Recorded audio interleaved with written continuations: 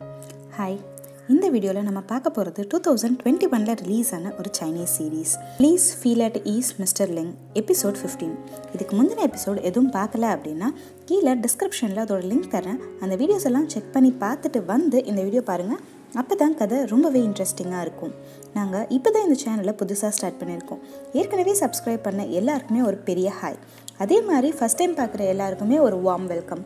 வாங்க சப்ஸ்கிரைப் பண்ணுங்கள், எங்கள் கூட சேர்ந்து எல்லா சீரீஸ்லேயும் ட்ராவல் பண்ணுங்கள். லாஸ்ட் எபிசோடில் நம்ம ஆன்சனை ஜென் வந்துட்டு ரொம்பவே குழப்பியிருப்பாங்க. நீ தான் அவங்களோட பிரச்சனை எல்லாத்துக்குமே காரணம், லிங்கோட பிரச்சனைக்கு உன்னால் ஹெல்ப் பண்ண முடியாது, உன்னோட லவ்வை வச்சுட்டு என்ன பண்ண போகிற அப்படின்ற மாதிரி ரொம்பவே கேவலமாக பேசியிருப்பாங்க. அது நம்ம ஆன்சன் மனசை கொஞ்சம் ரொம்பவே பாதிச்சிருக்கும். அதுக்கப்புறம் ஆன்சன் அவங்க டைமை ரொம்பவே குவாலிட்டியாக வந்துட்டு லிங்கோட யூஸ் பண்ணியிருப்பாங்க. இன்ட்ரெஸ்டிங்கான மெமரிஸை க்ரியேட் பண்ணியிருப்பாங்க. ஆனால் அதுக்கப்புறம் லிங்கு கிளம்பும்போது அவங்களுக்கு ஏதோ சொல்லணும்னு தோணும். ஆனால் சொல்லாமலே வந்துட்டு அவங்கள போக விடக்கூடாதுங்கிற மனசில் இருக்க எண்ணத்தோடே வந்துட்டு வழி அனுப்பி வைப்பாங்க. அதோட நேற்று எபிசோட் முடிஞ்சிருச்சு. இப்போ வாங்க நம்ம அடுத்த எபிசோட்குள்ளே போகலாம். கதைக்கும் காதலுக்கும் மொழி தடையே இல்லை. இது உங்கள் நுண்ச்சி தமிழ் சேனல். இந்த எபிசோட ஸ்டார்டிங்கில் நம்ம லிங் வந்துட்டு அவங்க அப்பாவை மீட் பண்ணுவாங்க. அவங்க அப்பா வந்துட்டு உனக்கு ஏதாவது பிரச்சனைனா என்கிட்ட வர வேண்டியதானே, நான் உனக்கு ஹெல்ப் பண்ணுவேன்ல அப்படின்னு சொல்லிட்டு கேட்பாங்க. இல்லைப்பா நானே பார்த்துக்கிறேன் அப்படின்னு சொல்லுவாங்க. நீ சின்ன வயசுலேருந்து அப்படியே தான் சொல்லிகிட்ருக்க, உன் பிரச்சனையை வந்துட்டு என்கிட்ட எடுத்துகிட்டு வரவே மாட்டேங்கிற, எதாக இருந்தாலும் நீயே சால்வ் பண்ணணும் அப்படின்னு சொல்லிட்டு நினைக்கிறேன், ஏன் நான் உனக்கு ஹெல்ப் பண்ண மாட்டேனா அப்படின்ற மாதிரி கேட்பாங்க. இல்லைப்பா நான் சின்ன பிள்ளை கிடையாது, 8 வயசில் பார்த்தா அதே லிங்கு கிடையாது, என் பிரச்சனையை எனக்கே சால்வ் பண்ணிக்க தெரியும், உன்னால் முடியலை அப்படின்னா ப்ளீஸ் என்கிட்ட வந்துரு, நான் உனக்கு ஹெல்ப் பண்ணுவேன் எப்போவுமே அப்படின்னு சொல்லிட்டு ரொம்பவே ஆறுதலாக பேசிட்டு போவாங்க லிங்கோட அப்பா. ஆன்சனோட அண்ணனுக்கு செம்ம ட்ரீட் வைப்பாங்க. எல்லாத்தையும் அவங்க சமைச்சு எடுத்துகிட்டு வர மாதிரி இருப்பாங்க. நம்ம ஆன்சனோட அண்ணனுக்கு ஒரே கன்ஃபியூஷனாக இருக்கும். நீயா சமைச்சு எனக்காக செஞ்சியா அப்படின்ற மாதிரி கேட்கும்போது, ஆமாம்மா நானும் வந்துட்டு நல்ல ஷெஃப்ங்கிற விஷயத்த உங்களுக்கு ப்ரூவ் பண்ணணுன்னு தான் செஞ்சேன் அப்படிம்பாங்க. பார்த்தா திடீர்னு டேபிள் கடையில் ஒரு பில் இருக்கும். எடுத்து பார்க்குறவங்களுக்கு ஷாக்கிங்காக இருக்கும். என் தங்கச்சி நல்ல பிள்ளை தான், ஆனால் மறைக்க தான் தெரியல அப்படின்னு சொல்லிட்டு நக்கலாக சிரிப்பாங்க. ஆன்சனுக்கு ஐயோ இது வந்துட்டு குப்பையில் போடலையா அப்படின்னு சொல்லிட்டு இருப்பாங்க. ஆன்சனோட அண்ணனும் உட்காந்து ஒன்றா டின்னர் சாப்பிட்டுட்ருப்பாங்க. லிங்கோட கரண்ட் சுச்சுவேஷனை யூஸ் பண்ணுற மாதிரி நிறையா பேர் வந்துட்டு அவங்கக்கிட்ட கொலாபரேஷனுக்கு வருவாங்க. ஆனால் ரொம்பவே கம்மி காசுக்கு, அவங்களுக்கு ப்ராஃபிட்டே இருக்காத அளவுக்கு வந்துட்டு கொலாபரேஷனுக்கு வருவாங்க. நம்ம பிஏ கேட்பாங்க, இவங்கெல்லாம் இப்படி பண்ணால் நம்மளுக்கு வந்துட்டு ப்ராஃபிட்டே இருக்காது அப்படின்னா நிலைமையை அவங்க யூஸ் பண்ணிக்கிறாங்க அப்படின்னு சொல்லிட்டு விட்டுருவாங்க. நம்ம லிங்கு பிஏ கிட்ட சொல்லுவாங்க. எப்போவுமே ஆன்சன் ஒரு விஷயம் சொல்லுவாள், உனக்கு நிறையா பிரச்சனை வரும்போது நிறையா சிந்தனைங்க தலையில் இருக்கும், அதெல்லாம் ஒதுக்கி வச்சுட்டு நீ பார்த்தா மட்டும்தான் உனக்கு வந்துட்டு புது சிந்தனை வரும், அந்த சிந்தனைகளோடே வந்துட்டு நீ இருந்த அப்படின்னா உனக்கு ஒரு தெளிவே கிடைக்காது அப்படின்னு சொல்லிட்டு ஆன்சன் எப்போவுமே சொல்லுவா அப்படின்னு சொல்லிட்டு அவங்க வாட்டில் ஒரு மாலுக்கு போயிட்டு ஒரு ட்ரிங்க் ஆர்டர் பண்ணி எடுத்துகிட்டு போவாங்க. அப்போ ஒரு லேடி என்ன பண்ணுவாங்கன்னா, என் ப்ராடக்ட்டை வாங்கிக்கிங்க ப்ளீஸ் ப்ளீஸ் ப்ளீஸ் ப்ளீஸ் அப்படின்னு சொல்லிட்டு கெஞ்சுவாங்க. லிங்குக்கு அந்த ப்ராடக்ட்டில் இன்ட்ரெஸ்ட்டே இருக்காது. நீங்கள் 300 ரூபாய்க்கு வாங்கினீங்க அப்படின்னா 3000 ரூபா வந்துட்டு உங்களுக்கு வந்துட்டு கேஷ்பேக்காக கிடைக்கும், நீங்கள் வந்துட்டு அதை வச்சு யூஸ் பண்ணிக்கலாம் அப்படி இப்படின்னு சொல்லிட்டு சொல்லுவாங்க. ஹவ் இட் இஸ் பாசிபிள்னு சொல்லிட்டு யோசிச்சுட்டே இருக்கிறவங்க திருப்பி வந்துட்டு சரி அந்த ப்ராடக்ட்டை வாங்கி குப்பையில் போடலாம் அப்படின்னு சொல்லிட்டு போகும்போது அப்போ ஆன்சன் சொன்ன சில விஷயங்கள் ஞாபகத்துக்கு வரும்.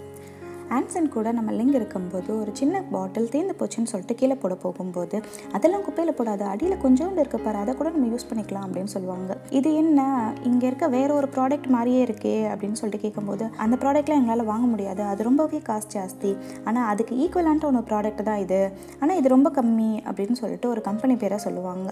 அப்போ தான் லிங்குக்கு புது ஐடியா ஜென்ரேட் ஆகும். அந்த குட்டி கம்பெனி அவங்க கண்ட்ரியில் கிடையாது. ஸோ அந்த குட்டி கம்பெனியோட இந்த நியூவே கொலாபரேட் பண்ணிச்சு அப்படின்னா கண்டிப்பாக வந்துட்டு நிறைய மிடில் கிளாஸ் பொண்ணுங்க வாங்குவாங்க அப்படின்ற ஒரு ஐடியா கொடுத்து உடனே அவங்க கூட கொலாபரேஷன் வச்சுப்பாங்க நம்ம லிங்கை. நம்ம ஜி கம்பெனி ஒரு பெரிய இன்டர்வியூ கொடுத்துட்ருப்பாங்க. அதில் ஜின்னோட அப்பா அப்படின்னு சொல்லிட்டு நிறைய பேர் இருப்பாங்க. அப்போ ஜின்னோட அப்பா என்ன சொல்லுவாங்கன்னா, இதெல்லாமே வந்துட்டு என்னோட இதனால் வந்தது அப்படின்ற மாதிரிலாம் வந்துட்டு பெருசாக பேசிகிட்டு இருக்கும்போது, இப்போ நியூவே கம்பெனி பிரச்சனைக்குள்ளே இருக்குல்ல, அது எல்லாத்துக்கும் நீங்கள் தான் காரணம்னு சொல்கிறாங்களே அப்படின்னா யார் சொன்னது, உங்களுக்கு ப்ரூஃப் இருக்கா அப்படின்னு சொல்லிட்டு பிடிச்சி திட்ட ஆரம்பிப்பாங்க. ஜின்னுக்கிட்ட வந்துட்டு இப்போ நியூவே கம்பெனி என்ன பிரச்சனை பண்ணாங்க, அவங்கக்கிட்ட வந்துட்டு என்ன ட்ராபேக் நீங்கள் பார்த்தீங்க அப்படின்ற மாதிரி கேள்வி கேட்கும்போது அங்கே எதுவும் பிரச்சனை இல்லை அப்படின்னு சொல்லிட்டு சொல்லுவாங்க. ஜின்னோட அப்பாவுக்கு செம்ம கோவம் வந்துடும். இன்னமும் அவனை காப்பாற்றி இருக்க அப்படின்னு சொல்லிட்டு கையாமையான்னு கத்திட்டு அவங்க வாட்டில் வந்துட்டு அவங்க இஷ்டத்துக்கு பேசிகிட்டு இருப்பாங்க. அப்போ திடீர்னு நியூவே இன்டர்வியூ கொடுக்குறாங்கன்னு தெரிஞ்சோடனே மற்றவங்க எல்லாருமே சிட்டாக பறந்து போயிடுவாங்க. உடனே என்ன நடக்குது நியூவேல அப்படின்னு சொல்லிட்டு பார்க்கும்போது அவங்க ஒரு சின்ன கம்பெனியோட கொலாபரேஷன் வைக்கிறாங்க அப்படின்ற விஷயம் தெரிஞ்சோடனே நம்ம ஜின்னோட அப்பா அப்படியே தலையை பிடிச்சிட்டு உட்காந்துருவாங்க. நம்ம லிங் வந்துட்டு அந்த சின்ன கம்பெனியோட கொலாபரேஷன் வைக்கிற அக்ரிமெண்ட் எல்லாத்தையுமே சைன் பண்ணுவாங்க. இதுக்கு நடுவில் அவங்க அப்பா கிட்டே இந்த விஷயத்தை பற்றி பேசியிருப்பாங்க. அவங்க அப்பாவும் உன்னை நம்பி நான் இதில் இன்வெஸ்ட் பண்ணுறேன், எனக்கு அந்த ப்ராடக்ட் மேலே நம்பிக்கை இருக்கோ இல்லையோ உன் மேலே ரொம்ப நம்பிக்கை இருக்குது அப்படின்னு சொல்லிட்டு ரொம்பவே ஆறுதலாக பேசுவாங்க. அதுக்கப்புறம் நம்ம லிங் வந்துட்டு ஒரு ப்ரெஸ் மீட்டும் கொடுப்பாங்க. இது எல்லாத்துக்குமே வந்துட்டு நியூவேவோட பிஸ்னஸ் ஸ்ட்ராட்டஜி, மற்றபடி வேறு எதுவும் கிடையாது. இதை வந்துட்டு அந்த ஜி கம்பெனி அழிக்கணும் அப்படின்றதுக்காகலாம் எதுவும் பண்ண கிடையாது அப்படின்ற மாதிரி சொல்லிவிட்டு அவங்க பாட்டில் கிளம்பி போயிடுவாங்க. ஜின் வந்துட்டு நம்ம லிங்கை மீட் பண்ணி பேசுகிறதுக்காக வருவாங்க. ஜின்னு ரொம்ப க்ளோஸாக நிற்கும்போது லிங் அப்படியே ஒரு 2 ஸ்டெப்பு பின்னாடி தள்ளி நிற்பாங்க.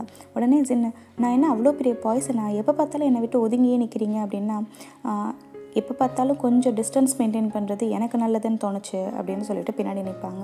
சரி, நடந்த எல்லா விஷயத்துக்கும் நான் மன்னிப்பு கேட்குறேன் அப்படின்னு சொல்லுவாங்க. உடனே இல்லைங்க, நீங்கள்லாம் மன்னிப்பு கேட்கணுன்ற அவசியம்லாம் கிடையாது. இப்போ உங்களுக்கும் எங்கள் அப்பாவுக்கும் நடுவில் என்ன பிரச்சனை நடக்குதுன்னு எனக்கு தெரியல, பட் ஆனால் அதை சால்வ் பண்ணிக்கலாம் அப்படின்னு சொல்லும்போது, கோர்ட் ஆர்டர் வரும், அதை வச்சு சால்வ் பண்ணிக்கலாம் அப்படின்னு சொல்லுவாங்க. கோர்ட் வரைக்கும் போகணுமா அப்படின்னு சொல்லிட்டு நம்ம ஜின்னு கேட்கும்போது, அதை நீ உங்கள் அப்பா கிட்ட தான் கேட்கணும், முன்னாடி இதை அவங்க செய்யாமல் இருந்திருந்தால் இப்போ நான் இதை செஞ்சுருக்க மாட்டேன் அப்படின்னு சொல்லிட்டு விட்டுருவாங்க. நம்ம லிங்க லீகல் டீம் கிட்ட பேசிட்டு ஒரு கேஸே ஃபைல் பண்ணியிருப்பாங்க. அதாவது ஜி டீமோட சேர்மன் வந்துட்டு பப்ளிக் முன்னாடி மன்னிப்பு கேட்கணும், அது மட்டும் இல்லாமல் எங்களுக்கு நடந்த எல்லா லாஸ்க்கும் காம்பன்சேட் பண்ணணும், இவங்க தான் எல்லாத்துக்கும் காரணம் அப்படின்ற மாதிரி சொல்லியிருப்பாங்க. காம்பன்சேஷனாக பெரிய அமௌண்ட்லாம் கேட்டிருக்க மாட்டாங்க, ஒரே $1 தான் கேட்டிருப்பாங்க. மக்கள் மத்தியில் இது ஒரு பெரிய பரபரப்பே உண்டாக்கியிருக்கும். என்னடா இவ்வளோ பெரிய பிரச்சனையா, அப்போ ஜி குரூப் எவ்வளோ கேவலமானது அப்படி இப்படின்னு சொல்லிட்டு ரொம்ப பெருசாக வந்துட்டு இதை பேசப்படும். இந்த விஷயம் தெரிஞ்ச லிங்கோட தம்பி ஜின்னை எப்படியாவது காப்பாற்றணும் அப்படின்னு சொல்லிட்டு ஜின்னோட இடத்துக்கு போவாங்க. அப்போ அவங்க பிஏ சொல்லுவாங்க, நீங்கள் போனீங்க அப்படின்னா பெரிய இஷ்யூ ஆகும் அப்படின்னு சொல்லுவாங்க. பட் இருந்தாலும் வந்துட்டு நான் ஜின்னை காப்பாற்றியே ஆவேன் அப்படின்னு சொல்லிட்டு போகும்போது ரிப்போர்ட்டர் ஒருத்தங்க, நீ எங்கே போகிற உள்ள, ரிப்போர்ட்டர்லாம் பின்னாடி தான் நிற்கணும் அப்படின்னு சொல்லிட்டு ரொம்பவே காமெடியாக பேசுவாங்க. அதுக்கப்புறம் என்ன நடந்துச்சு அப்படின்னு சொல்லிட்டு லிங்கோட தம்பி அசால்ட்டாக கேட்கும்போது, உனக்கு இது கூட தெரியலையா, இந்த ஃபீல்டில் இருக்க அப்படி இப்படின்னு சொல்லிட்டு எல்லா விஷயத்தையும் வந்துட்டு வளருவாங்க. வளரணுன்னு நம்ம லிங்கோட தம்பிக்கு செம்ம காண்டாக இருக்கும். அந்த பையன் கொஞ்சம் அசந்த நேரமாக பார்த்து பின்னாடி இருந்து எட்டி உதச்சிட்டு கடகடன்னு சொல்லிட்டு ஓடி போயிடுவாங்க. அங்கே பார்த்தா பின்னாடி வழியாக வந்துட்டு நம்ம ஜின்னு வந்துட்டு எஸ்கேப் ஆகிறதுக்கு ட்ரை பண்ணிட்டு இருப்பாங்க. கரெக்டாக நம்ம லிங்கோட தம்பி அங்கே போயிடுவாங்க. சரி வா, நான் உனக்கு ஹெல்ப் பண்ணுறேன் அப்படின்னு சொல்லிட்டு கூட்டிகிட்டு வருவாங்க. அப்போது ஸ்கூல் டேஸில் நடந்த இதே மாதிரி ஒரு சம்பவம் அவங்களுக்கு ஞாபகத்துக்கு வரும். இதை சொன்னோன்னே ஜின்னு, நீ இன்னும்மா இதெல்லாம் ஞாபகம் வச்சுருக்க அப்படின்னு சொல்லும்போது, உன் கூட நடந்த எந்த ஒரு விஷயமுமே எனக்கு ரொம்ப முக்கியமான ஒரு விஷயந்தான் அப்படின்னு சொல்லிட்டு ரொம்பவே அழகாக அவங்க லவ்வை எக்ஸ்ப்ரெஸ் பண்ணுவாங்க. அந்த குட்டி கம்பெனியோட கொலாபரேட் பண்ணது நியூவேக்கு ஒரு பெரிய ஹிட்டு கொடுக்கும். எல்லாருமே அந்த ப்ராடக்டை வாங்க ஆரம்பிப்பாங்க. ரொம்ப பெரிய ப்ராஃபிட் வந்திருக்கும் நம்ம நியூவேக்கு. அதோட அந்த கம்பெனியில் வேலை செய்கிறவங்க எல்லாருமே வந்துட்டு செம்ம ஹாப்பியாக இருப்பாங்க. இது தெரிஞ்சே தான் நம்ம பாஸ் பண்ணியிருக்காங்க, நம்ம பாஸ் எப்போவுமே ஒரு பாஸ் தான் அப்படின்னு சொல்லிட்டு ரொம்பவே அப்படியே சந்தோஷத்தில் திகச்சிட்ருப்பாங்க. நம்ம லிங்க வீடையே அழகாக மாற்றி ஃபுல்லாக டெக்கரேட் பண்ணி வச்சுருப்பாங்க. நம்ம ஆன்சனுக்காக வெயிட் பண்ணுவாங்க. சரி, கதவை தட்டினோடனே கடகடன்னு சொல்லிட்டு பொக்கை எடுத்துகிட்டு போய் கதவை திறக்கும்போது நம்ம பிஏ தான் வந்திருப்பாங்க. என்னாச்சு அப்படின்னா ஆன்சனை காணும்னு சொல்லுவாங்க. நம்ம லிங்குக்கு அப்படியே தூக்கி வாரி போட்ட மாதிரி இருக்கும். கடகடன்னு போயிட்டு நம்ம ஜின்னோட வீட்டில் போய் கதவை தட்டுவாங்க. ஆன்சனோட அண்ணன் எங்கே அப்படின்னு சொல்லிட்டு அவங்க பேரை சொல்லி கத்துவாங்க.